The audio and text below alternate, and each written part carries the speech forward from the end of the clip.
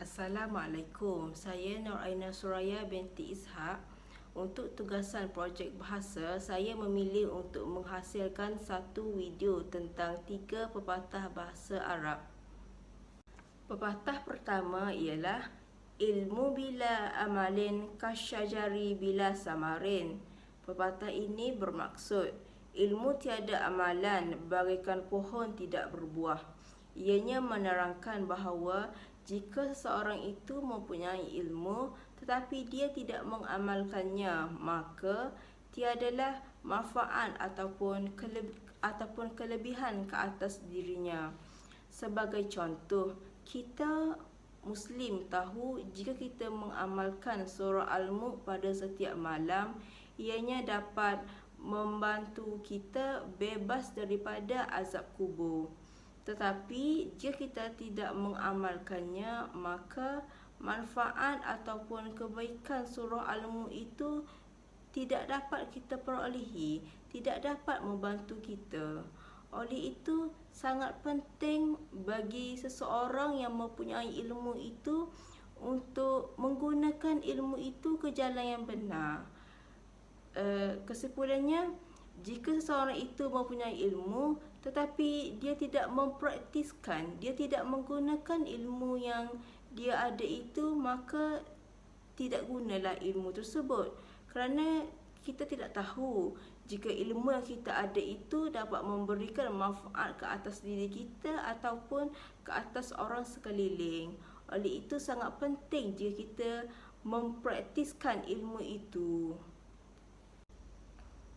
Pepatah yang kedua ialah Mayazra' yaksud, yang bermaksud barang siapa yang menanam pasti akan memetik. Seperti yang kita sedia tahu, menanam itu mudah, tetapi menuai hasil itu agak sukar kerana ia memerlukan sedikit usaha, iaitu kita perlu memberi baja, menyiram dan menjaga tanaman tersebut dengan baik. Hal ini ataupun contoh ini dapat kita kaitkan dengan diri kita.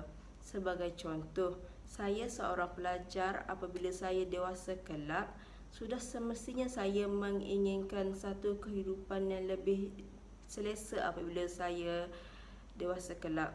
Oleh itu, bagi memastikan impian saya itu menjadi kenyataan ketika saya muda, iaitu pada sekarang, saya perlulah belajar bersungguh-sungguh, iaitu seperti menumpukan sepenuh perhatian ke atas pelajaran, membuat ulang kaji, menghadiri kuliah. Saya yakin jika saya berbuat sedemikian, ia sedikit sebanyak dapat membantu saya mendapat satu keputusan yang cemerlang. Hasil keputusan itu dapat mendorong saya, dapat membantu saya untuk mempunyai satu kehidupan yang lebih selesa apabila saya dewasa. Pepatah yang terakhir ialah Salamatul insani fi hifzil lisani.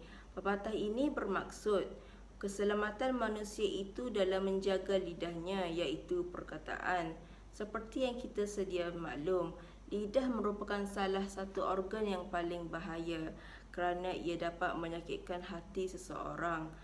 Jika kita berbuat salah kepada Allah, kita dapat memohon pengampunan terus daripadanya.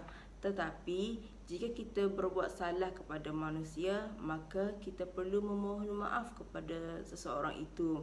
Tetapi kita perlu ingat, hati dan perasaan setiap manusia itu berbeza. Bayangkan jika kita berbuat salah kepada seseorang yang sikapnya itu tidak pemaaf, dan dosa ataupun kesalahan yang kita buat itu kita perlu bawa sehingga kita mati. Oleh itu sangat penting bagi kita untuk kita menjaga setiap percakapan kita.